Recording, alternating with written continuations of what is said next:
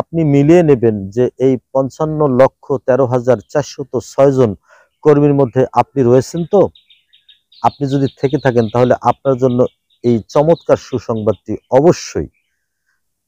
প্রিয় প্রবাসী ভাইরা, আজকে চমৎকার একটি সুসংবাদ দিব আপনাদেরকে। আজকের আমার এই কন্টেন্টের থাম্বনেইলেই আপনাদেরকে দেখিয়েছি যে আমাদের প্রবাসী ভাইয়েরা তারা 10 লক্ষ টাকা করে ঋণ পাবেন। এটি চমৎকার একটি সুসংবাদ আমাদের প্রবাসী ভাইদের জন্য। তবে কথা হলো যে 55,13,406 জন বৈধ প্রবাসী রয়েছেন বিশ্বের বিভিন্ন দেশে আমাদের বাংলাদেশি শ্রমিকরা। প্রিয় দর্শক, আমাদের আজকের এই কন্টেন্টটি আপনাদের সামনে এ কারণে উপস্থাপন করছি, আপনি মিলিয়ে নেবেন যে এই 55,13,406 জন কর্মীর মধ্যে আপনি রয়েছেন তো? আপনি যদি থেকে থাকেন তাহলে আপনার জন্য এই চমৎকার সুসংবাদটি অবশ্যই। প্রিয় দর্শক, আমাদের বাংলাদেশ ব্যাংক ইতোমধ্যেই কিন্তু ঘোষণা দিয়েছে যে আমাদের বৈধ প্রবাসী যারা বৈধ চ্যানেলে যারা রেমিটেন্স বাংলাদেশে পাঠাচ্ছেন তাদের জন্য এই সুসংবাদটি, অর্থাৎ তারা চাইলে বিনা জামানতে, অর্থাৎ আপনারা কোনো জামানত দিতে হবে না, উইদাউট জামানতে আপনারা 10 লক্ষ টাকা পর্যন্ত ঋণ নিতে পারবেন আপনারা যে কোনো কাজের জন্য। এর আগে আমাদের প্রবাসী ভাইরা বিভিন্নভাবে কিন্তু ঋণ নিতে পেরেছেন। সেই ঋণের অনেক শর্ত ছিল এবং যারা উচ্চ আয়ের প্রবাসী ছিলেন বিভিন্ন দেশে, তারা শুধুমাত্র গৃহ ঋণ বা অন্যান্য বড় ধরনের ফার্ম বা কোনো প্রজেক্টের মাধ্যমে তারা কিন্তু ঋণ নিতে পারতেন এবং সেই ঋণের কিন্তু অনেক শর্ত ছিল।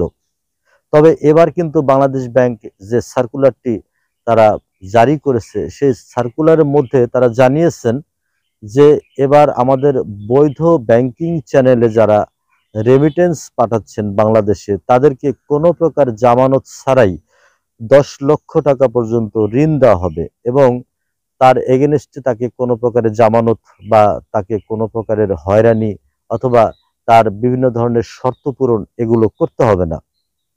আপনারা ইতোমধ্যেই জানেন যে মালয়েশিয়ার প্রধানমন্ত্রী আনোয়ার ইব্রাহিম তিনি কিন্তু ঢাকা সফরে এসেছিলেন এবং তার এই ঢাকা সফরের মধ্য দিয়ে অলরেডি আমাদের যে 18,000 কর্মী সকল কিছু কমপ্লিট করার পরেও মালয়েশিয়াতে যেতে পারেননি, তারা কিন্তু অলরেডি যাওয়ার জন্য তাদের সকল দরজা উন্মুক্ত হয়ে গেল।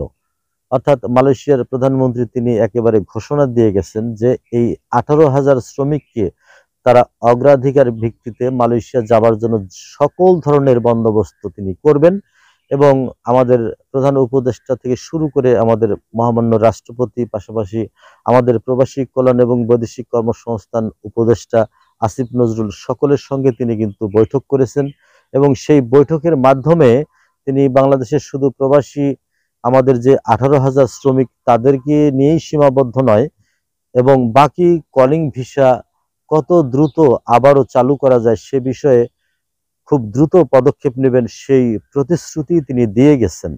এবং পাশাপাশি আমরা বাংলাদেশ ব্যাংকের যে সার্কুলারটি পেয়েছি সেটি হলো আমাদের এই প্রবাসী ভাইরা কিন্তু কোনো প্রকার জামানত ছাড়াই যারা বৈধভাবে রেমিটেন্স পাঠাচ্ছেন তাদেরকে 10 লক্ষ টাকা পর্যন্ত ঋণ দেবেন। এটি কিন্তু আমাদের প্রবাসীকামী তথা প্রবাসী ভাইদের সকলের জন্য একটি চমৎকার সুসংবাদ।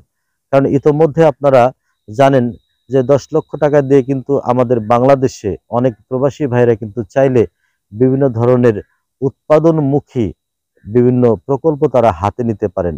আপনি বিদেশে কাজ করছেন অথচ দেশে কিন্তু আপনার আত্মীয় স্বজন, পরিবার পরিজন তারা কিন্তু রয়েছে, তারা কিন্তু চাইলে এই টাকা দিয়ে তারা কিন্তু একটা প্রকল্প, একটা প্রজেক্ট, একটা উৎপাদনমুখী খামার অথবা যে কোনো কিছু কিন্তু তারা চাইলে করতে পারেন। তো এই সংবাদটি আমি যে সূত্র থেকে পেয়েছি সেই সূত্র সহ আজকের এই ভিডিওতে দেবার চেষ্টা করেছি। সবাই ভালো থাকবেন, সুস্থ থাকবেন। আমাদের এই ক্ষুদ্র ক্ষুদ্র তথ্যগুলো যদি আপনাদের কাছে কোনো প্রকারের উপকারে আসে তাহলে অবশ্যই আমাদের এই চ্যানেলটিকে লাইক করবেন, সাবস্ক্রাইব করবেন, বেল আইকনটি প্রেস করবেন, পাশাপাশি আমাদেরকে মূল্যবান মতামত দিয়ে সহযোগিতা করবেন। ধন্যবাদ সবাইকে। আল্লাহ হাফেজ।